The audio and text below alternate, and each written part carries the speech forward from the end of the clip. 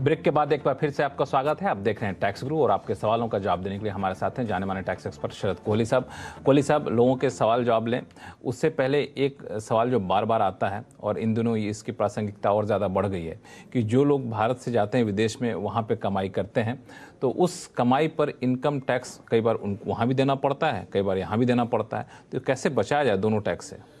देखिए लक्ष्मण, दो सेक्शन होते हैं इनकम टैक्स में, सेक्शन 90 और 91। एक सेक्शन बना है जिन देशों के साथ हमारी डबल टैक्स अवॉइडेंस अग्रीमेंट है, DTAA कहते हैं, सेक्शन 9 जी, सेक्शन 90 और 91। दूसरा सेक्शन होता है जिनके साथ हमारा DTAA नहीं है।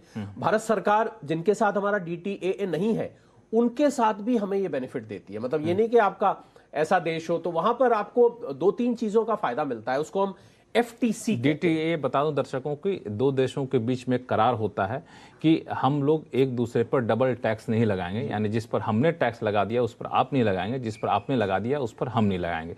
तो एक देश दूसरे देशों से आपस में करार करते हैं। तो जो कोहली साहब कह रहे हैं वही कह रहे हैं, जिन देशों के साथ DTA नहीं है उनको भी ये छूट मिलती है, उनको भी डबल टैक्स नहीं चुकाना पड़ता। और उस छूट को बोलते हैं हम FTC, फॉरेन टैक्स क्रेडिट। हम ITC GST में बात करते हैं, यहां पर भी एक FTC है।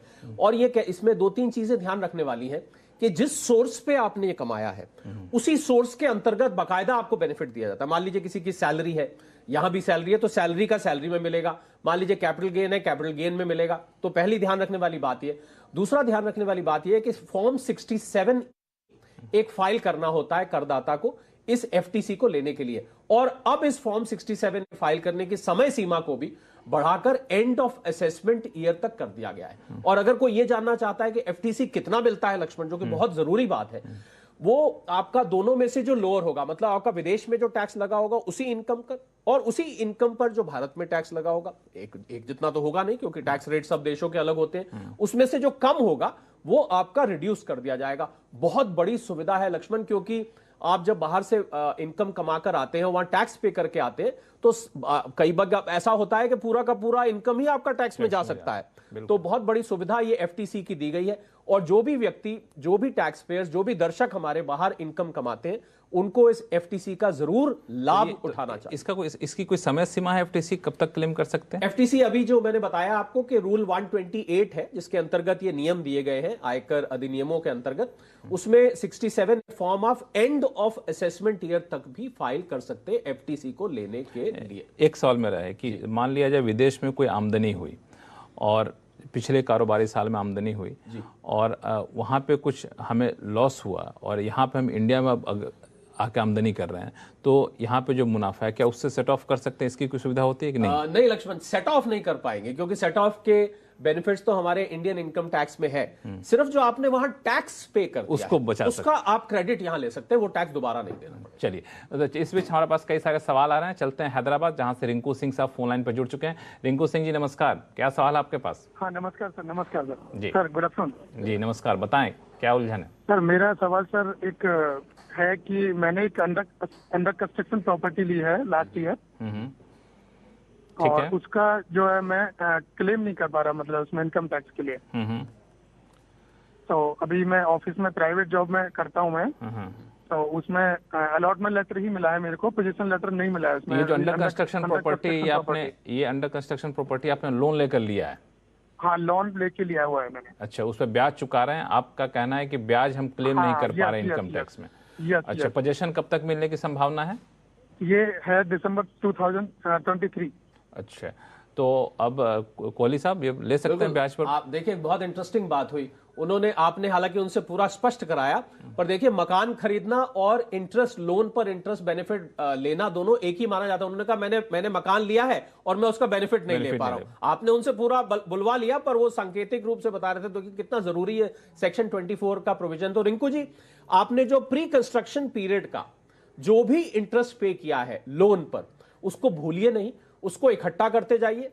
और जैसे ही आपको रिंकू जी ये पोजीशन मिलेगा, उसको आप 5 इक्वल इंस्टॉलमेंट्स में आने वाले 5 सालों में आप उस ब्याज को बाकायदा क्लेम कर पाएंगे। और इसके अलावा जो आपने प्रिंसिपल पे किया है लक्ष्मण, ये जरूरी बात है रिंकू जी के लिए कि प्रिंसिपल को 1.5 लाख तक ATC में आप अभी से क्लेम कर सकते हैं। पर जो इंटरेस्ट आपने दिया है उसको इकट्ठा करिए, प्री कंस्ट्रक्शन का, और 5 इक्वल इंस्टॉलमेंट्स में उसको क्लेम करिए आने वाले 5 सालों। तो ये लीजिए रिंकू जी, आप तो सिर्फ इंटरेस्ट क्लेम करने पर उलझन में फंसे हुए थे, वहाँ तो इंटरेस्ट और प्रिंसिपल दोनों ही आप क्लेम कर सकते हैं। तरीका बता दिया आपको कोहली साहब ने, और यही हमारी टैक्स ग्रुप की खासियत भी है।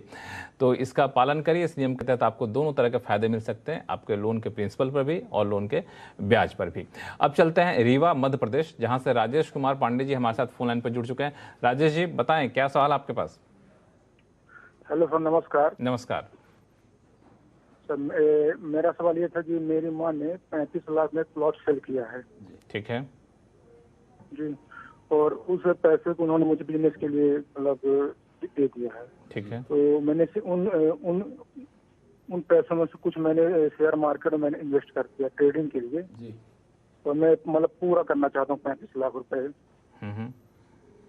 तो ये था कि इसमें मतलब मेरी मम्मी को मतलब लॉन्ग टर्म कैपिटल गेन देना पड़ेगा, जैसे मैंने बिजनेस के लिए उनसे ले लिया है। जी जी राजेश जी, बिल्कुल आपका सवाल समझ में आ गया। देखिए लक्ष्मण, माँ तो माँ होती हैं, उन्होंने अपना प्लॉट शायद जिंदगी भर उन्होंने संभाल के रखा था, बेटे के लिए बेच के दिया। तो देखिए राजेश जी, जो कैपिटल गेन हुआ है, long term capital gain plot बेच के, वो तो उनको देना पड़ेगा उसको। हालांकि बचाने के बहुत तरीके हैं, आप जानते होंगे। सेक्शन 54F के अंतर्गत बेनिफिट ले सकती हैं, सेक्शन 54EC के अंतर्गत ले सकती हैं। इस पर आपको जो दिया ये गिफ्ट माना जाएगा, क्योंकि आप मेजर हैं, 18 साल से ऊपर के हैं, तो क्लबिंग भी अप्लाई नहीं करेगा। और इस पर जो लॉन्ग टर्म कैपिटल गेन होगा वो आप ही को देना पड़ेगा लॉन्ग टर्म कैपिटल पर। लक्ष्मण, मेरे दिमाग में जब ये पूछ रहे तो एक बात आ रही थी कि माता जी का गिफ्ट किया हुआ पैसा है, राजेश जी कोशिश करें कि लॉस ना ही हो, तो अच्छा इसको जरा सोच समझ के ध्यान से करें। पर कैपिटल गेन वो देंगी और उसके बाद इनकम या लॉस जो भी होगा वो आपके सिर पर होगा। बिल्कुल। तो अगला सवाल लेते हैं जस्सी जी का, जो ईमेल से इनका सवाल आया है, और बड़ा ही महत्वपूर्ण सवाल है। दरअसल ये सीनियर सिटीजन है और इनकी उम्र 76 साल है और इनकम 5 लाख रुपए से कम है। अब ये जानना चाहती हैं क्या TDS जो बैंक काटता है, क्या वो काटना बंद कर सकता है, या फिर काट ले तो क्या हम इसको क्लेम कर सकते हैं? इसकी कोई सीमा है क्या? नियम क्या कहता है? जैसी जी का हम फायदा करा देते हैं लक्ष्मण। इन्होंने आप तो सबका फायदा ही करा रहे हैं, नुकसान तो किसी का कराते हैं। बिल्कुल, इन्होंने ईमेल के जरिए पूछा है। और 15H, जैसी जी आप हमको देख रही होंगी या देखेंगी, नोट करिए, 15H फॉर्म आप भरिए, अपने बैंक को दीजिए और उनको बताइए कि सीनियर सिटीजन के लिए जो सीमा है, एग्जेम्पशन लिमिट, वो 3 लाख रुपए है। सुपर सीनियर सिटीजन के लिए 5 लाख है। तो 3 लाख से अगर आपकी कम इनकम है, 15H भरिए और बैंक उसी समय आपका काटना बंद कर देगा। जब काटना बंद हो जाए लक्ष्मण, इनसे कहें हमें बताएं जरूर, एक बार खुशी होती है सुन के। बिल्कुल। 15H फॉर्म का नंबर याद रखिए, इस फॉर्म को भर के दीजिए और देखिए आपका TDS कटना बिल्कुल बंद हो जाएगा। ना तो रिफंड क्लेम करने का झंझट, ना कोई और झंझट होगा, और बताइएगा जरूर। चलिए फिलहाल वक्त है छोटे से ब्रेक का। ब्रेक के बाद बताएंगे कि आखिर आइसक्रीम पार्लर पर GST का क्या है पेच।